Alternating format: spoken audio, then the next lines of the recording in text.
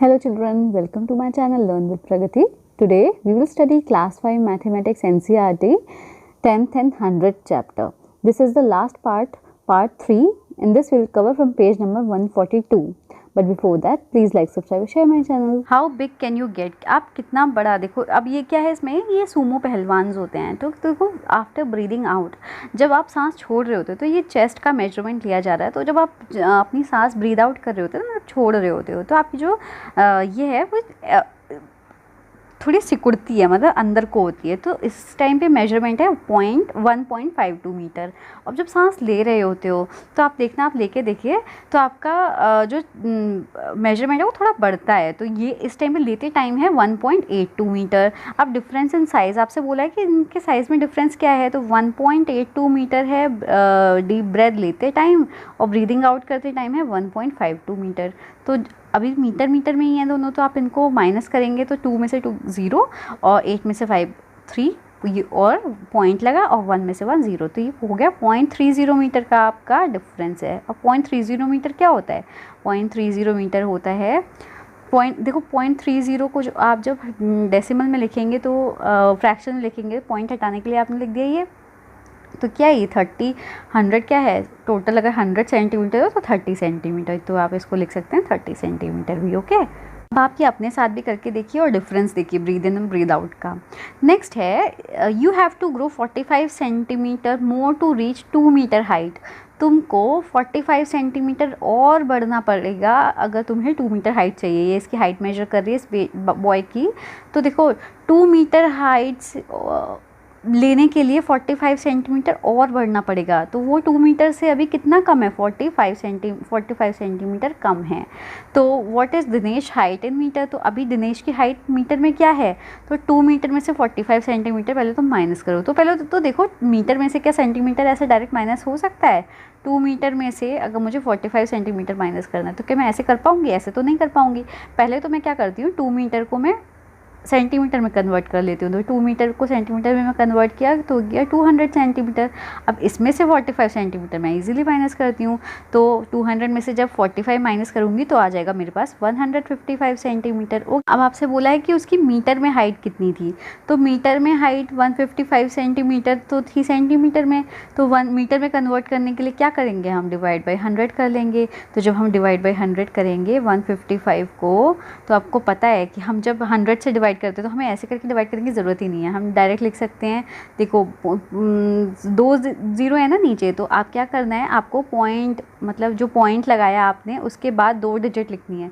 तो 2 डिजिट क्या हो गई? 55 हो गई है ना, और उसके आगे क्या होगा? 1, तो 1.55 हो गई आपकी मीटर में हाइट। तो आप इसको लिख सकते हो 1.55 मीटर। ओके, नेक्स्ट है, अब आप इसको मीटर और सेंटीमीटर में लिखना है तो क्या होगा? 155 को मीटर और सेंटीमीटर में तो 101 मीटर हो गया और 55 सेंटीमीटर हो गया। 155 किससे मिलके बना है? 100 + 55 से मिलके बना है ना।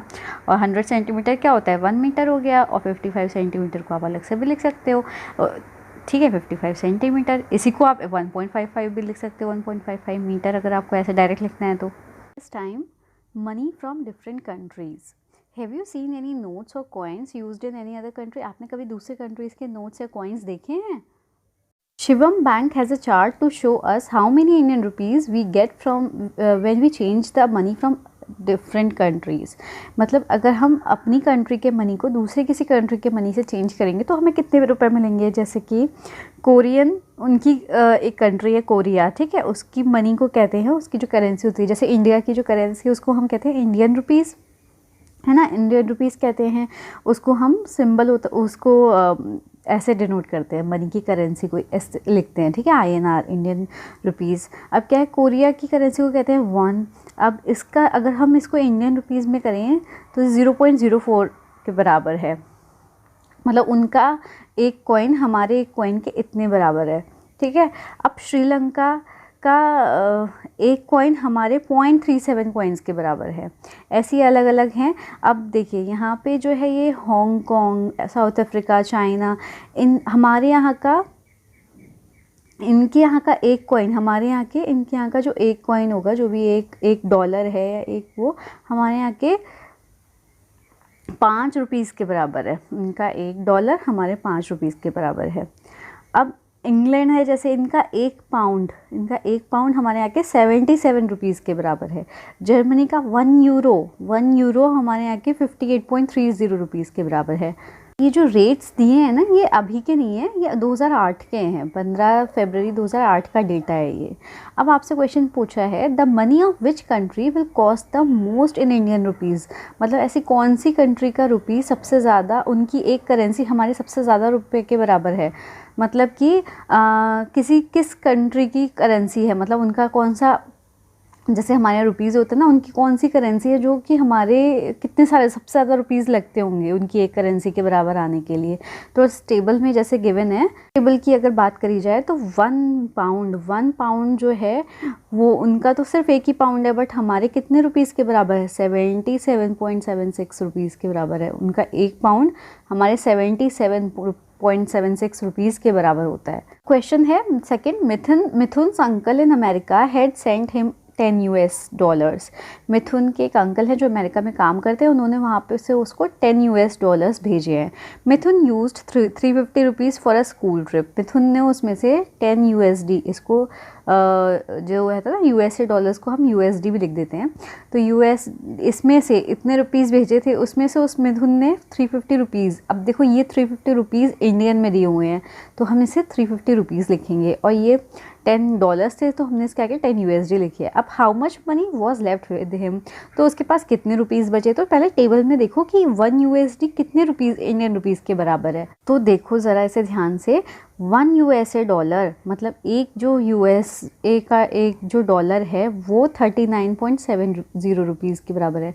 मतलब कि उनका एक, अगर मानो कि मैं कहूँ कि उनका एक ये डॉलर है, $1 है, तो उनका एक डॉलर हमारे 39.70 रुपीज़ के बराबर है। तो उसके अंकल ने कितने रुपीज़ भेजे थे, 10 US डॉलर्स भेजे थे, 10 US डॉलर्स भेजे थे। तो मैं आपको ये लिख के बताती हूँ, जैसे 1 USD कितने का है, 39.70 रुपीज़ का है ना, इतना। तो 10 USD कितने का हो जाएगा, 39.70 रुपीज़ में करेंगे तो इंटू 10 कर दो तो कितना हो जाएगा, 397.0। अब ज़ीरो की तो कोई मतलब नहीं है पॉइंट का, क्योंकि इसके पीछे ज़ीरो है, तो सिर्फ 397 रुपीज़ हो गया, ये 397 रुपीज़ RS रुपीज़, ठीक है। तो 10 US डॉलर्स 397 रुपीज़ के बराबर है। अब बोला है कि उसने उसमें से 350 रुपीज़ तो खर्च कर दिए, तो इसमें से जब आप माइनस 397 में से आप 350 रुपीज़ माइनस करेंगे तो उसके पास अब कितने बचे हैं ये पूछा है, तो आप कैलकुलेट करेंगे तो उसके पास सिर्फ अब 47 रुपीज़ बचे हैं। नेक्स्ट क्वेश्चन है, Majid's father is working in UAE United Arab Emirates में उसके फादर काम करते हैं। He gets 1000 dirham as salary. उनको जैसे यहाँ इंडिया में रुपीज़ में सैलरी मिलती है ना, जैसे 5000, 10,000, 15,000 इस तरह से, और UAE में काम करने पे मिलती है 1 दिरहम में, ठीक है। तो 1000 दिरहम मिलती है उनको सैलरी। और अरुण के फादर हैं वो श्रीलंका में काम करते हैं, उनको 2000 श्रीलंकन रुपीज़ मिलती है। अब देखो जो रुपीज़ है इंडिया में उसको रुपीज़ को कहते हैं इंडियन रुपीज़, ठीक है। और श्रीलंका में इसी रुपीज़ को उनकी बस करेंसी में चेंज होता है, हमारे यहाँ अलग रुपी है बट उनको भी रुपी कहते हैं, बट उसकी करेंसी अलग है, उसको कहेंगे हम श्रीलंकन रुपीज़ SLR, ठीक है। तो उसके जो फादर हैं वो श्रीलंका में काम करते हैं, उनको 2000 रुपीज़ श्रीलंकन रुपीज़ मिलती है।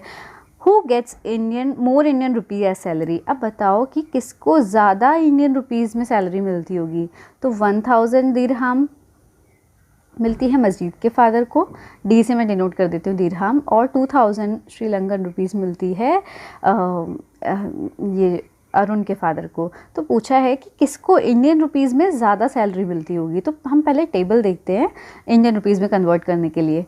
तो देखो UAE दिरहम है 10.80 रुपीज़, मतलब 1 दिरहम है 10.80 रुपीज़ के बराबर। तो 1000 दिरहम मिलती है ना मस्जिद के फादर को, तो 10.80 इंटू 1000 कर देंगे हम, तो कितना आ गया ये 1080।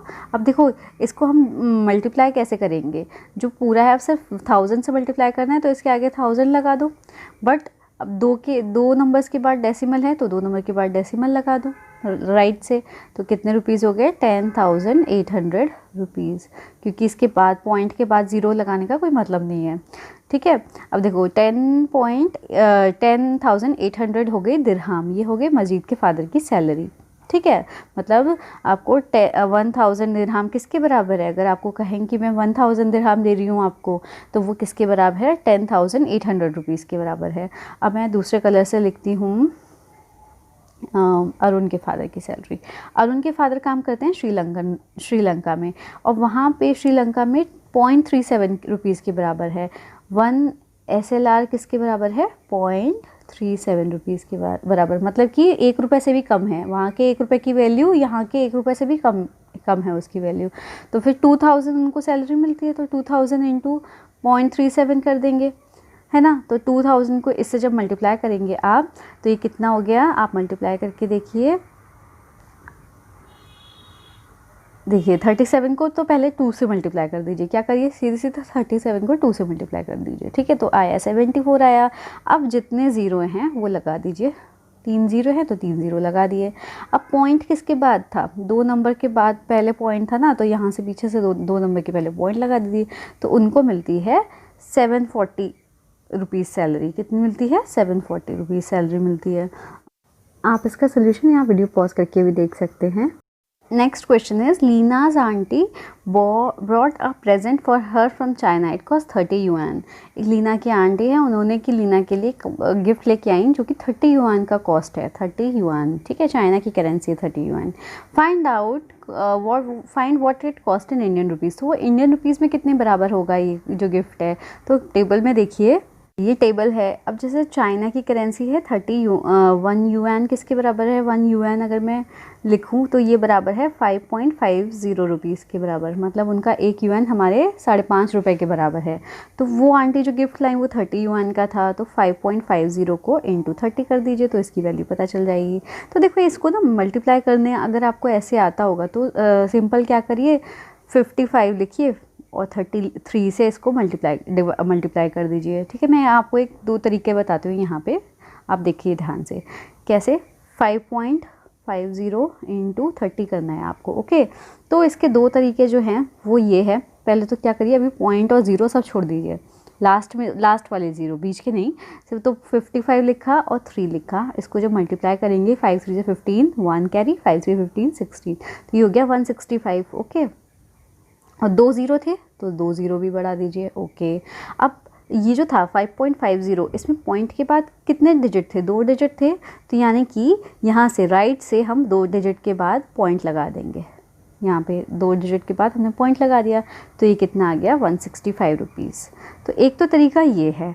दूसरा तरीका है कि आपको 5.50 इंटू 30 करना है। ओके, तो पहला तरीका ये है कि 5 इंटू 30 कर दीजिए और प्लस कर दीजिए 5 इंटू 30, मतलब अभी इसका मल्टीप्लाई कर दीजिए इससे, फिर 0.5 वाली डिजिट का, मतलब 0.50 इंटू 30 कर दीजिए। ऐसा करने से ये तो हो गया 150, और ये इसको करेंगे तो ये कितना हुआ, ये इस तरह से लिखेंगे आप, तो ये हो गया 15 रुपीज़, है ना। तो इन दोनों को जब आप ऐड करेंगे तो ये आ जाएगा 165 रुपीज़। तो भी इतना आ रहा है आंसर। तो चाहे आप इस तरह से करिए या फिर मैंने जैसे पहला करके दिखाया है, वैसे पहला वाला ज़्यादा इजी रहेगा आपको, इसमें लंबी थोड़ी ज़्यादा कैलकुलेशन आती है। आप वीडियो पॉज करके आंसर देख लीजिए लिखना कैसे है। Question is Aastha want some Hong Kong dollars and won. Aastha को हांगकांग डॉलर्स और वॉन चाहिए। How many won can she exchange for ₹4 and 400, मतलब उसके पास अगर 4 रुपये हों तो कितने वॉन आएंगे और 400 रुपीज़ हो तो कितने वॉन आएंगे। तो ये देखिए क्वेश्चन, टेबल देखते हैं हम उसके लिए। वॉन करेंसी है कोरिया की, तो 1 वॉन बराबर है 0.04 रुपीज़ के। तो बोला है अगर उसके पास 4 रुपीज़ हों और 400 रुपीज़ हों, तो पहले हम 4 रुपीज़ की बात करते हैं। यहाँ पे आप देखो करेंगे कैसे हम, 4 रुपीज़ के कितने वॉन आएंगे। तो देखो आपको दिख रहा होगा कि 1 वॉन, वहाँ का जो 1 वॉन है हमारे यहाँ के मतलब 1 रुपये से तो बहुत ही कम है, 0.04 रुपीज़ के बराबर है। तो देखो इसको पहले हम रुपीज़ में कन्वर्ट करते हैं, 1 में कन्वर्ट करते हैं। तो उसके लिए क्या कर दो, देखो इस तरफ भी आप 100 से जब भी हमें करना होता है ना मल्टीप्लाई, तो मैं दोबारा से करती हूँ। देखो 1 वॉन बराबर है 0.04 रुपीज़ के। तो अभी जैसे हमें इसको रुपीज़ में कन्वर्ट करना है, 1 रुपये में कन्वर्ट करना है। अभी तो ये पॉइंट्स में ना, अब इसे हम पॉइंट हटाते हैं इसका। अब पॉइंट हटाने के लिए देखो यहाँ पे हम 100 से अगर मल्टीप्लाई कर दें, पॉइंट के बाद कितने डिजिट हैं, दो डिजिट है ना, तो इसके लिए 100 से अगर मल्टीप्लाई कर दें, अगर तो इधर मल्टीप्लाई करने के लिए हमें इधर भी करना पड़ेगा। तो 0.04 इंटू 100 कर दें अगर हम, तो यहाँ पे भी 1 इंटू 100 मतलब 100 वॉन हो गया ये। तो 0.4 इंटू 100 कितना होगा, 4 रुपीज़ इक्वल टू 100 वॉन, मतलब कि 4 रुपीज़ में आ जाएंगे 100 वॉन। अब 4 रुपीज़ में अगर 100 वॉन आ रहे हैं तो 400 रुपीज़ में, अब 400 निकालने के लिए फिर से इसमें 100 कर दो, तो 400 रुपीज़ में कितने आएंगे, फिर भी हमें इधर भी 100 करना पड़ेगा। तो 100 इंटू 100 मतलब कि 10,000 वॉन। 400 रुपीज़ में आ जाएंगे 10,000 वॉन और 4 रुपीज़ में आ जाएंगे 100 won. How many Hong Kong dollar can she exchange for ₹508? अगर उसके पास 508 रुपीज़ हैं तो उससे वो कितने हांगकॉन्ग डॉलर्स ले सकती है। 1 हांगकॉन्ग डॉलर 5.10 रुपीज़ का है। 1 Hong Kong dollar HK 1 Hong Kong dollar, उनका जो 1 हांगकॉन्ग डॉलर है वो हमारे 5 रुपये 10 पैसे के बराबर है। तो अगर पूछा है उसके पास अगर 508 रुपीज़ हैं तो इसके कितने डॉलर्स आएंगे, 1 हांगकॉन्ग डॉलर्स आएंगे। तो देखो, तो इसके लिए क्या करना है, सिंपल सा है, डिवाइड कर दीजिए आप। 508 रुपीज़ हैं आपके पास और उसके पास थे 1 डॉलर जो है वो 5.10 रुपीज़ का है, तो इसे डिवाइड कर देंगे तो क्या आएगा। अब देखो, जब हम पॉइंट हटाते हैं, हमने क्या सीखा था, जब हम पॉइंट हटाते हैं, अब मेरे को ये पॉइंट हटाना है, तो पॉइंट हटाने के लिए अपॉन 100 हो गया है ना, ये तो बड़ा वाला तो है ही ये। अब पॉइंट इसका हटाने के लिए अपॉन 100 किया। अब अपॉन 100 करूँगी मैं, तो इस अपॉन 100 को ये वाला ये ऊपर चला जाता है। जब हमारा ये डिनोमिनेटर का डिनोमिनेटर आ जाता है, जैसे ये डिनोमिनेटर था ना, इसका भी अगर कोई डिनोमिनेटर होगा तो वो ऊपर जाके उसका न्यूमरेटर बन जाता है। तो अभी आप बस इतना समझिए। तो अगर मैं पॉइंट हटाऊंगी, जैसे कि अगर ये 5.10 था, तो अगर मैंने इसका पॉइंट हटा के जो 100 नीचे आया, ये सीधे 100 ऊपर चला जाएगा, ठीक है। और ऐसा करने से पॉइंट हट जाएगा। अब ये पॉइंट हट गया, अब नीचे क्या हो गया 510, ऊपर हो गया 508 इंटू 100। अब 0 से 0 कट हो सकता है, यस। अब देखिए, अब ऊपर क्या हो गया 5080 है ना, ये हो गया 5080 और नीचे हो गया 51। अब आप इसको डिवाइड कर लीजिए। अब तो ये इजीली डिवाइड हो सकता है, अब तो इसमें ना पॉइंट है ना कुछ और है। तो 5080 को जब आप 51 से डिवाइड करेंगे तो ये कितने से जाएगा, 9 टाइम्स जाएगा, 5 इस तरह से, ठीक है। अब आप इसमें से फिर माइनस करेंगे तो 9 और इधर में से 4 और फिर 0, फिर ये 9 टाइम्स जाएगा तो फिर 459 आया। तो अब कितना बचा इसमें से, आपको दिख रहा होगा 331 पैसे बच रहे हैं। तो वो 3 रुपीज़ और 10 पैसे बच रहे हैं। तो 99 डॉलर्स तो उसके पूरे आ गए हांगकॉन्ग डॉलर। 508 रुपीज़ में से अगर उसने ख़रीदे तो 508 रुपीज़ थे, तो इसमें उसने 99 तो हांगकॉन्ग के डॉलर ख़रीद लिए, हांगकॉन्ग के डॉलर, और उसके पास 3.10 3 रुपये भी बच गए और 10 पैसे भी बच गए। वीडियो पॉज करके आप इसका आंसर देख लीजिए। किरण वेंट शॉपिंग विद ₹200। किरण 200 रुपये लेके शॉपिंग के लिए गई। अब बिल देखिए, the shopkeeper forgot to put the point correctly in the prices.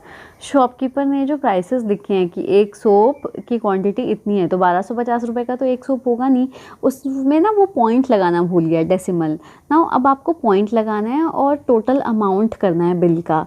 तो देखो 1 सोप हो गया 1250, तो ये 1250 की जगह क्या रहा होगा 12.50 रुपीज़, ठीक है। ऐसे ही 1 ग्रीन ग्राम, ये 1 kg 50.25 की रही होगी, ठीक है, 50.25। ऐसे जो टी है, टी की वैल्यू रही होगी 27.25 रुपीज़। ऐसे कोकोनट ऑयल है तो कोकोनट ऑयल की रही होगी 60.00 रुपीज़। जब आप इसको कैलकुलेट करेंगे तो आपके पास आएगा, देखिए आप इसको कैलकुलेट करके देखिए कितना आया। ये हो गया 0, 5 5 10 1 कैरी, अब 5 5 10 फिर से 1 कैरी, अब 10 1 कैरी, अब 6 7 8 9 10 और 15, तो ये आ गया 150 रुपीज़ का आ गया आपका बिल। तो 200 रुपये में से 150 का आ गया सामान। इस तरह से आप कर देंगे। Topic is which city is cool, कौन सी सिटी सबसे ठंडी है। I live in Himachal, there the temperature in winter is 2 degree Celsius. यहाँ पे जो टेम्परेचर है विंटर में 2 डिग्री पहुँच जाता है। Sometimes water in pipes freezes into ice, मतलब जो पानी भी होता है ना जो पाइप में, वो भी आइस बन जाता है। तो ये वुमेन कहती है but in Rajasthan where I live the temperature reaches 48 degree Celsius, here it is very hot, one has to walk kilometres to get water. और एक इंसान को बहुत किलोमीटर्स चलना पड़ता है वाटर लेने के लिए। सो क्वेश्चन इज कि which the temperature in each city was noted. अब हर एक सिटी का ना टेम्परेचर 3 PM 3 बजे नोट किया गया 2008 में ना। Question is which place had the highest temperature at 3 PM, 3 बजे, दोपहर के 3 बजे PM मतलब दोपहर के टाइम पे, ठीक है। Which place is the coolest at that time, सबसे ज़्यादा टेम्परेचर कहाँ था, हाईएस्ट, और कूलेस्ट उस टाइम पे कौन सी टेम्परेचर थी।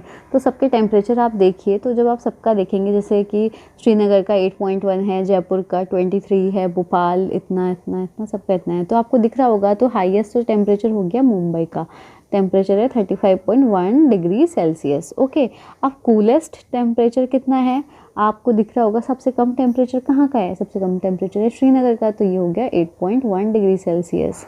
Question is how much higher is the temperature in Mumbai than that from Srinagar, मतलब मुंबई का टेम्परेचर कितना ज़्यादा है श्रीनगर के टेम्परेचर से। तो मुंबई का टेम्परेचर था 35.1 डिग्री सेल्सियस, है ना, और श्रीनगर का था 8.1 डिग्री सेल्सियस। तो कितना ज़्यादा हो गया मुंबई का, तो माइनस करके देखिए।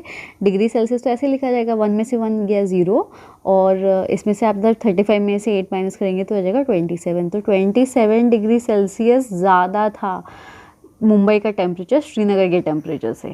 ओके, अगर श्रीनगर का 8 टेम्परेचर था 8.1, तो इसमें 27 टेम्परेचर और जोड़िए, तब जाके आपको मुंबई का टेम्परेचर मिलेगा। How many degrees will the temperature need to rise for its to reach 40 degree in Thiruvananthapuram, मतलब तिरुवनंतपुरम को 40 डिग्री टेम्परेचर पहुंचने के लिए कितना और बढ़ना पड़ेगा। तो पहले देखो तिरुवनंतपुरम का टेम्परेचर है कितना।